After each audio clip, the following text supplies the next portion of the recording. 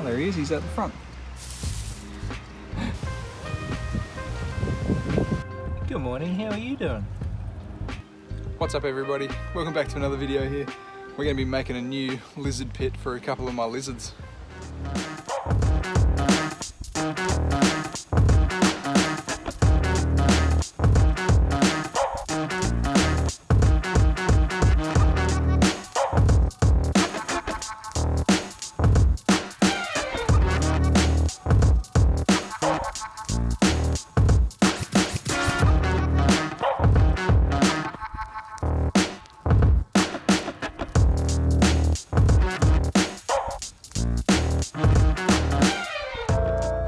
So I managed to get the approval from the boss, aka Danny, to actually put a veggie patch outside and keep my lizards in there.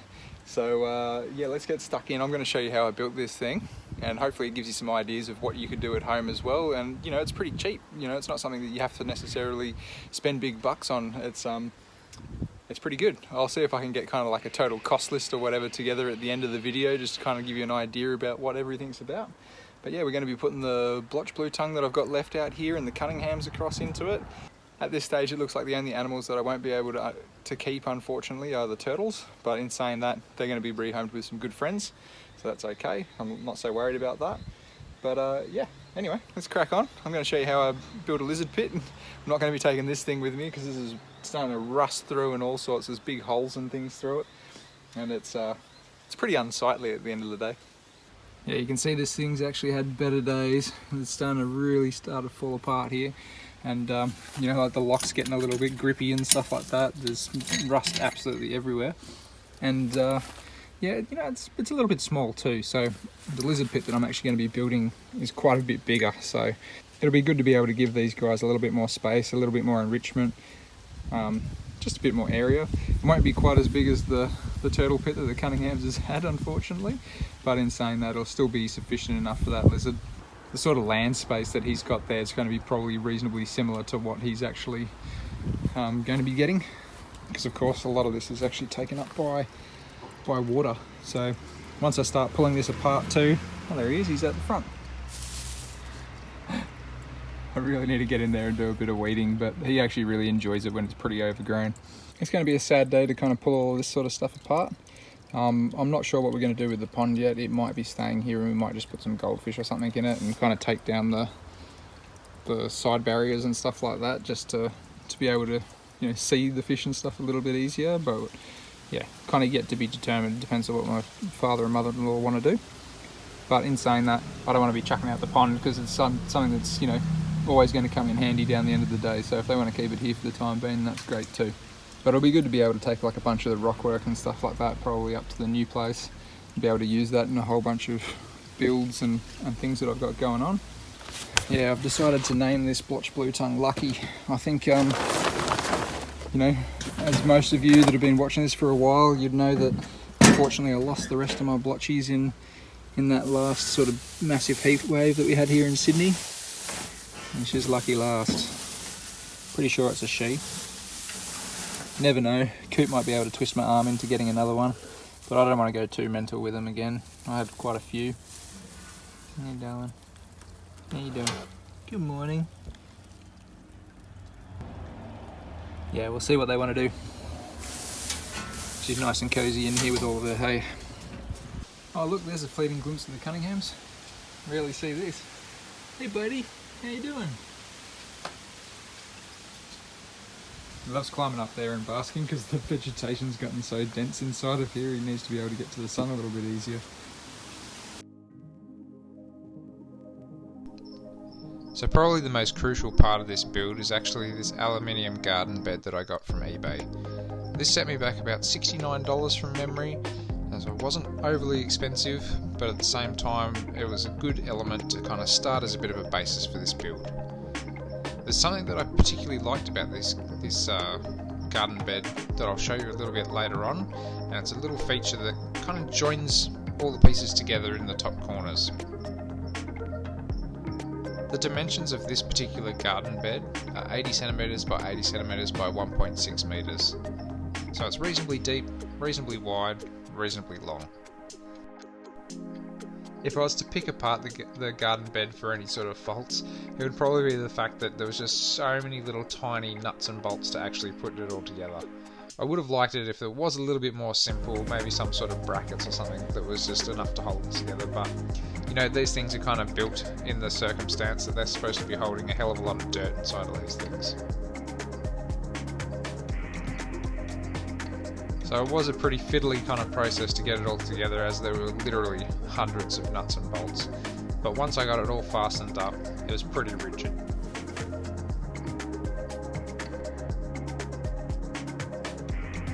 So I kind of got ahead of myself here, and I decided that I'd actually start putting together the inside of this build. And I started out with some geotextile fabric. So the reason that I was actually using this fabric was to basically create a layer in the bottom of this enclosure to just stop any sort of excess debris or anything washing out if it does get a little bit of water inside of it. This will just mean that the water can actually pass through the fabric and drain out onto the patio as needed, but it also means that any sort of dirt or anything doesn't get flushed out from inside of the garden bed.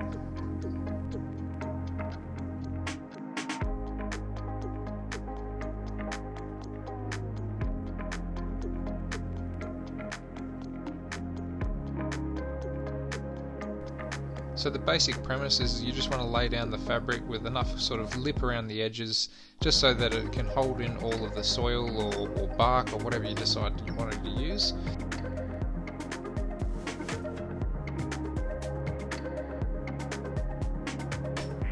This might give you a rough idea of the scale of this enclosure. It can quite comfortably fit me inside of it.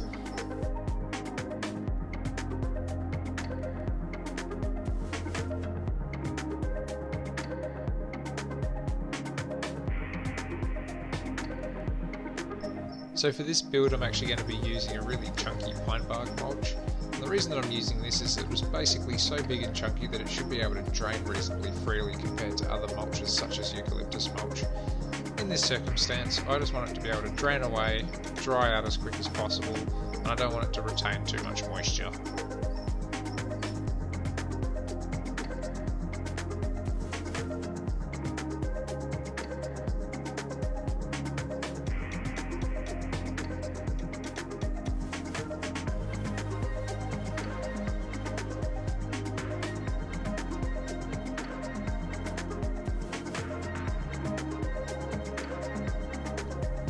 I end up using a total of 140 litres of pine bark mulch inside of this enclosure.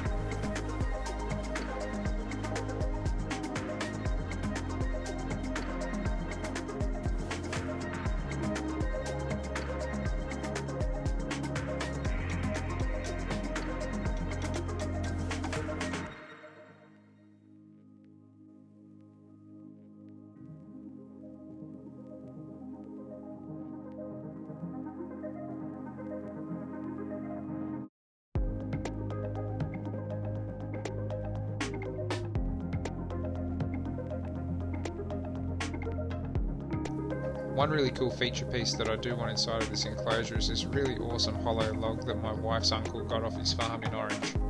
It's a really unique piece and I absolutely think that the Cunninghams would love this.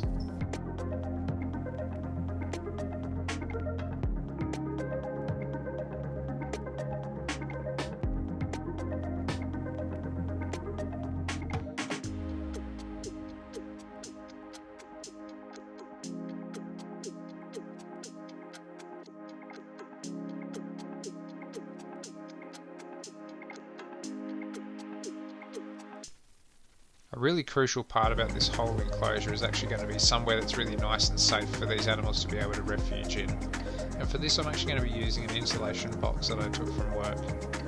This is just a simple foam box which you'll probably be able to get from any sort of vegetable store, or if you have a local fish shop nearby, then that's probably a good place to start too, because pretty much every fish that comes into a pet shop gets delivered in a foam box. So as you saw, I pretty much made it pretty simple. There's a hole, it's filled with straw, it's going to be nice and waterproof, it's going to be insulated, and then I'm covering it with all these bits of granite. This in itself is going to act as another sort of insulator as well as a conductor of heat. So this is just a way for that box to stay really nicely regulated. At some point I actually am going to be putting in hygrometer and a thermometer inside of that box, just so I can be able to read what the temperature is inside of there. As you can see, I whacked in a hell of a lot of leaf litter as well, and this is just so the blotchy can really camouflage in amongst it. Plus it looks hella natural, so why not? Okay, so we're back at the new place now. You can see the little pit out there. That's what we're going to be making a lid for, and we're going to crack on. I've got a drop saw that I'm borrowing, I've got a drill that I'm borrowing and all sorts, so I'm just going to get stuck in, start measuring, start cutting timber, and I'll throw some images together for you guys to watch and see how I'm doing it all. Remember the golden rule, measure twice, cut once. So this is some H3 timber, it's just pine, it's 70 by 45 millimeters, and I think I bought 2.4 meter lengths just because they actually fit inside my car reasonably easily.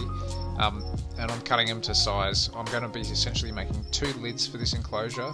One's going to be covered in just normal mesh and open to all sorts of elements, and the other one's going to be covered in mesh as well, just to prevent any sort of escape, but it's also going to be covered in a little bit of clear corrugated roofing. So a simple process of just going through, making all my cuts, making sure that it's all nice and squared up, and then what we're going to do after that is essentially make like a little bit of a center strut bracket in between. Well, you're going to see where I'm going to put it here. I'm really jumping the gun, but essentially this is going to act as a little bit of a bracket or a brace inside of the enclosure to not only hold both the sides together, but it's also going to be to support the actual lids itself. So you can notice that in the corners there's actually these little metal brackets. These came with the pit or the garden bed, and this is one of the reasons that I actually got it, is because they're a nice little bracket that'll actually be able to support the lids. At the moment, those 2 side pits of timber, the long lengths there, they're actually just resting there for the moment. So I used those as a bit of a measuring guide as such, so I could figure out where to put this kind of center strut. Once I got this in place, then I was able to go and cut those 2 other bits of long timber to size, to then use those as the lengths to the lids, I should say. So there we go, now we got our 2 lengths. And now what we're going to be doing is just screwing this all together. I like to pre-drill all of my holes just to avoid any sort of, splitting of any of the timber. Last thing you want to do is go and make all this noise, put it all together, and only split it all and be really disappointed with it. I'm also using the treated pine screw to actually screw all these together, just so the screws don't kind of rust out or fade out. And of course, all you're going to do is repeat the process for, both sides of the lids. As I said, this is going to be a pretty simple sort of pit setup. I basically didn't want to put anything on hinges just because, hinges get rusty, they get stiff, they rust out. So for me, I just thought, you know what, I'm just going to have these 2 little lids that I can lift up. They're going to be heavy enough that the lizards can't just bust out of them, and they're going to be good enough for me. So all the mesh for this build I actually had lying around, so I kind of had that a little bit spare. You'll have to excuse the old Froggo over here, he's given a bit of a going over tonight. But yeah, I had all this mesh just lying around from both my turtle ponds and a veggie patch build that I had going. So luckily enough for me, I didn't have to buy any more mesh, but you can get this stuff pretty easily from Bunnings. I always go with a PVC coated mesh as well, because the PVC stuff seems to last way longer. It's also dark in colour, which also helps you be able to see inside the enclosure and see your animals and the occupants that are inside of there. You'll always notice that if you had a lighter coloured mesh, like a galvanised mesh or something of that sorts, it's actually kind of reflective, and it'll reflect the light back into your eyes, and then you'll make it harder to actually see inside of the enclosure. I just use button screws for all of this too, just to kind of pin it down and put it into place. I found that really cheap and easy. This is something that's super simple to use, the old spray paint. And I just thought, you know what, I actually thought of this on the fly. I was like, why don't I make these actually black? That way, again, for the same sort of reason of the reflectiveness of a silver wire, it just kind of blends in a lot nicer and looks a lot prettier. I also went over the green mesh with the same black spray paint as well, just to kind of make that match in a little bit further.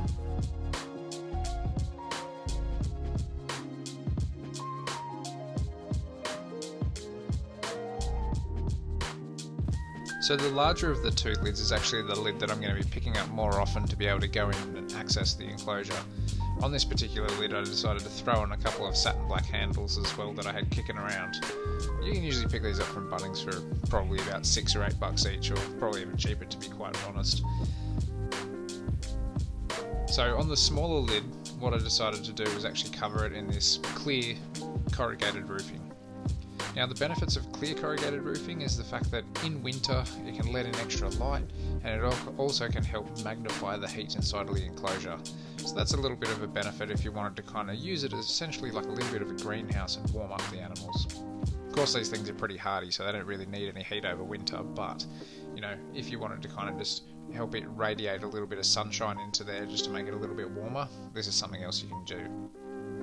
Again, I just fixed it with some button screws and trimmed it to size with a nice sharp razor blade.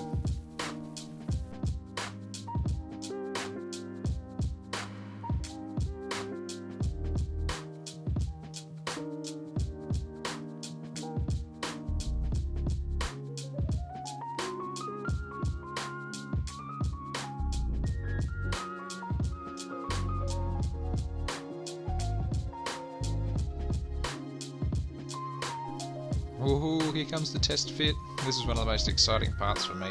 It's actually seeing this particular moment once the lids are actually on.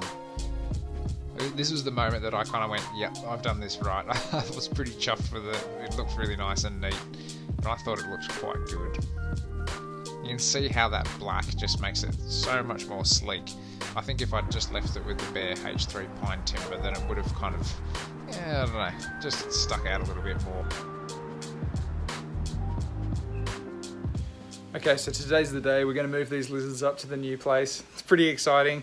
I've got a couple of tubs here ready for them. Just got these couple of individual boxes made up for them. I'm going to the Cunninghams in the small one and the Bluey in the bigger one. And then those are then going to go inside of this bigger crate, which has also got air holes. You guys will remember this because this is the one that I moved Lakey Girl in. I also moved the frill neck in that one. But the reason that I'm going to put them into there afterwards is it's nice and dark, so they might just feel a little bit more secure. And yeah, anyway, let's go try to catch some lizards. You can see a tail to the skink down there. Don't know where it's going to though.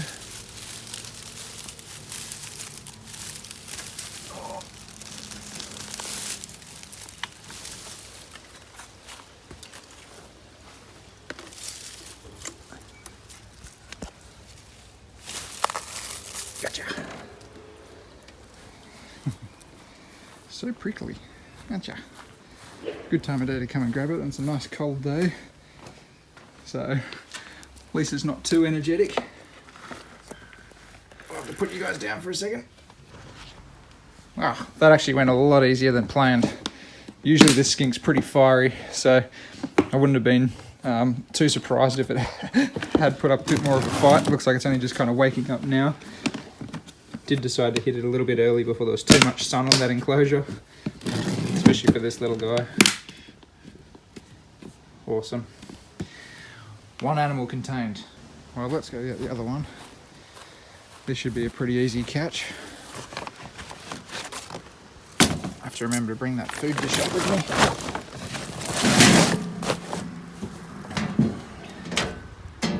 Lucky, where are ya? Same spot I left you in.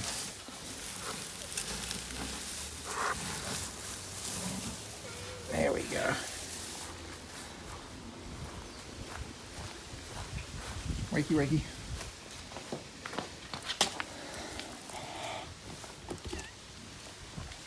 There we go. That wasn't too bad. And I'll pop you both into here. That way. You guys will be nice and secure. For our trip up.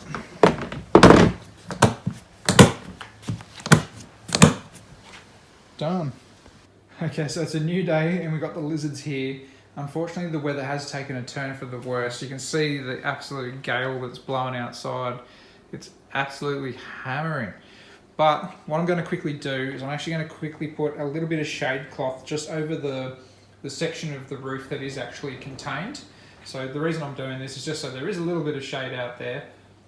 They do have a couple of decent retreats there, but just in case we do get some hot summer's days coming through, then at least they're going to have somewhere to go.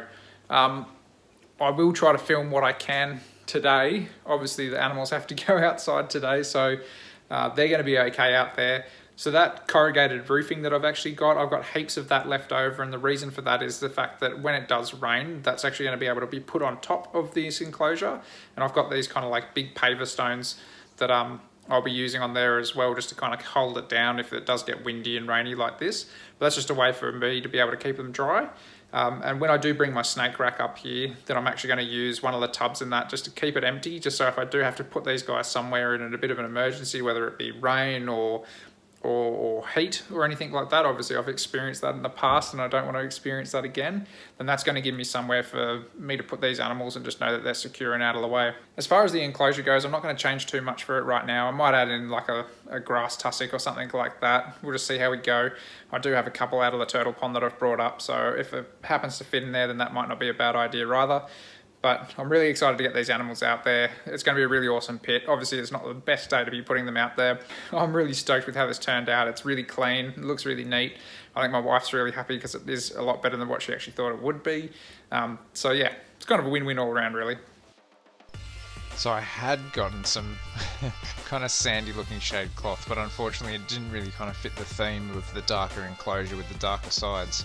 So I went back and got this nice dark green shade cloth, and all I did to attach it was actually use some zip ties. Now the reason that I did this is so that it's easily removable, so during the cooler months I can quite easily take it off if I want to warm up the enclosure, and during the warmer months I can quite easily attach it again. And of course, as you saw the roll of shade cloth, there's a fair whack of it there, so I've got plenty to go around should this actually wear out. Okay, it's already a mess everywhere, so let's get these guys out. Just put some water in their enclosure for them, make sure they've got enough. I've got a little food dish there that I might just quickly throw out there as well later on. But we'll get these guys into their new digs, and I'll probably put the blotchy in there first just because she's less sketchy and being, you know, a bit jumpier like the Cunninghams. Cunninghams is pretty out there, so let's go and get her in here.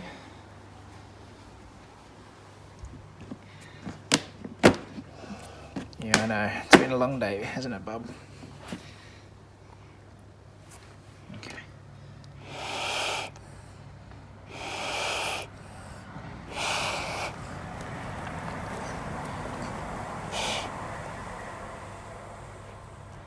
Okay, we'll go and put her in.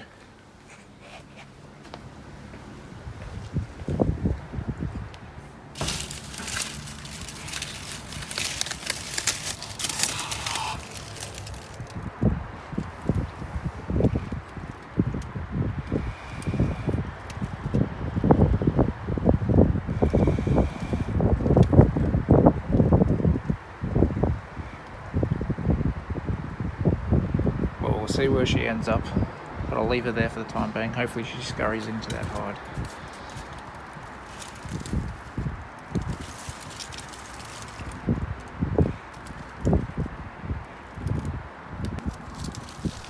I may end up changing out the layout of this enclosure down the line, but for the time being I'm going to roll with this and see how much I like it and see if it works for the lizards.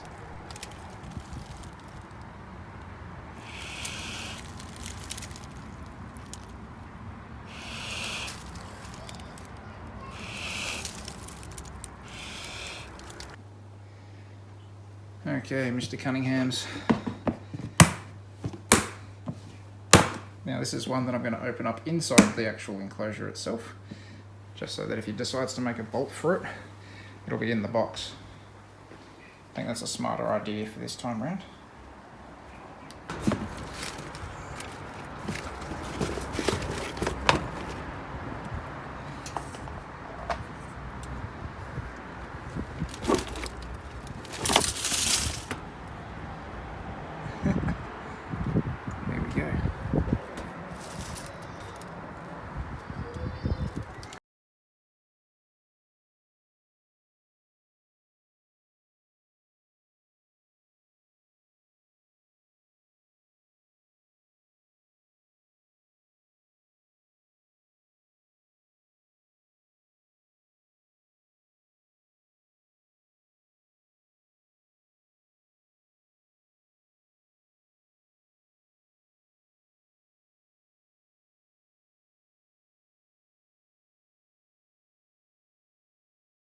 Well, there you have it, guys. I hope you really enjoyed this video of my little outdoor lizard pit. And it was a pretty simple build at the end of the day, and I thought it was a pretty decent one. And it turned out really clean. I think it actually turned out really nice.